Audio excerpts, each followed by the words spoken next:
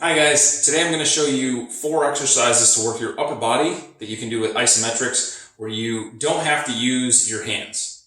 Why would you want to do that? Well, for one, maybe you can't use your hands. If there is an injury that you've sustained to your fingers, your palms, your wrists, where you can't grab onto something, such as your dumbbells, your resistance bands, whatever you normally use, that really limits you in terms of training your upper body because we express force through our arms and our trunk muscles by grabbing onto something usually.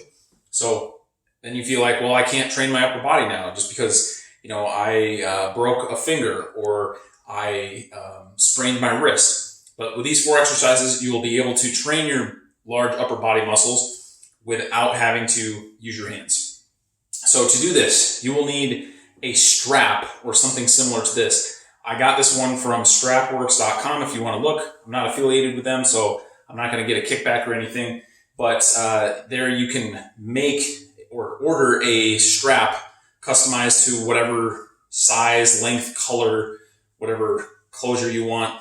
You could also just use a towel and tie it off. Something like rope probably is not going to work. You want something that's wide like this. This is 1.5 inches wide to help disperse the force that you're going to feel against your arms where the strap is pushing into you. But a wide belt, a webbing type belt or something similar would work pretty well. So once you get your strap adjusted to the right length, and that's going to depend on you, but once you get it, it will work for all 4 of these, so you won't have to mess around with adjusting them. So if you wanted to do these all together, it would work really well. I'll show you the first one for a row. Now, a conventional row where I would, let's say I'm doing a seated row with a machine, reaching out, grabbing the handles and pulling back towards me, and then going back to the front.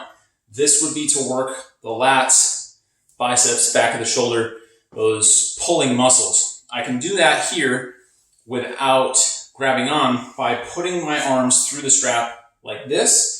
And for comfort, I'm going to move the buckle to the side away from me so it's not pushing into me like that. And I want this down just above the elbows. Make sure the strap is nice and flat so it's going to be as comfortable as it can be. My elbows, you'll see, will be about 90 degrees and my shoulder is at 90 degrees or just a neutral position as opposed to being out here or behind me.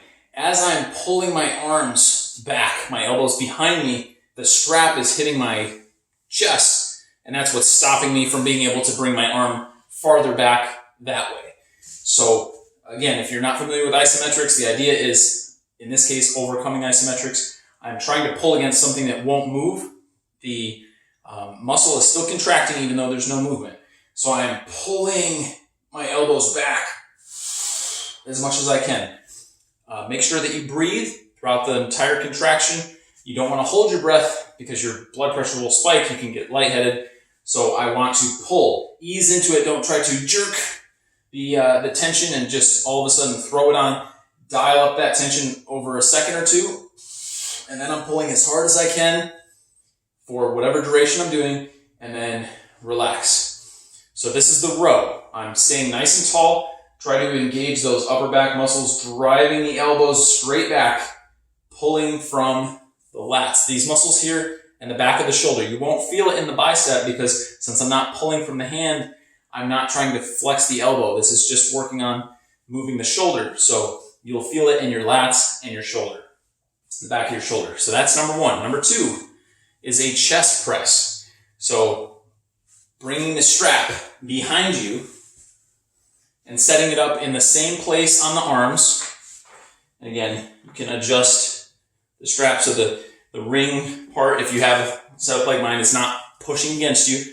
Now I'm trying to push that way. So if I was doing a push-up or a bench press, my arms start back and then they go all the way out, which I can't do, right? They fully extend. The strap, again, where it's touching my back, is stopping me from moving my arms anymore that way. So it's like a push-up where I can't lift myself.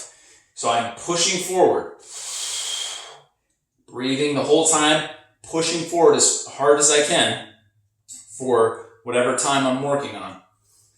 And and then I'm relaxing. So staying up tall, driving the arm forward, like I'm trying to push myself up in a push-up position. And I will feel this in your pecs right here and in the front of your shoulder. Those muscles that I would use to push.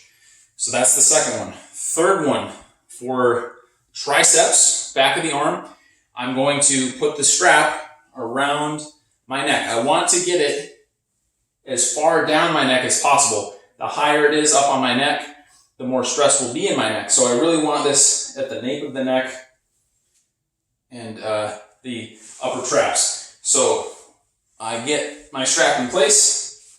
I'm going to try to move those rings so they're not touching me.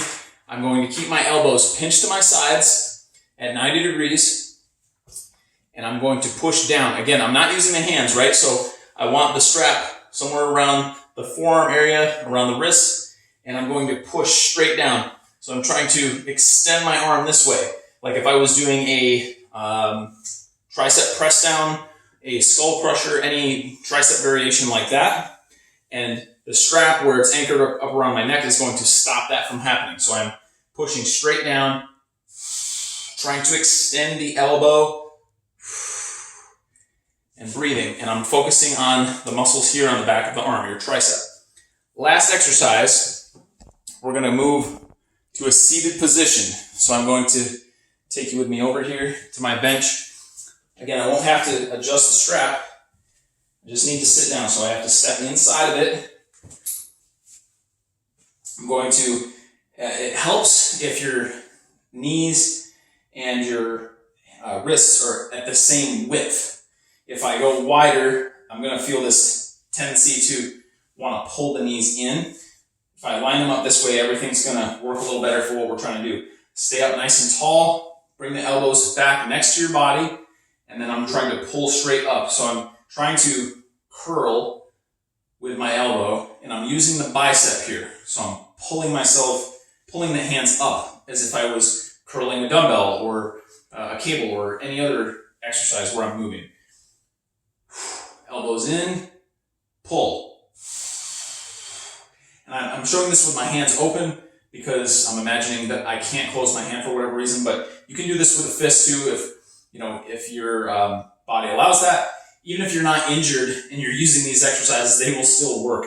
But that was the idea I had of why you would do this. Anyway, so we're curling hard as we can, breathing, staying up tall, not letting our posture round, and then we relax. And that's for the bicep.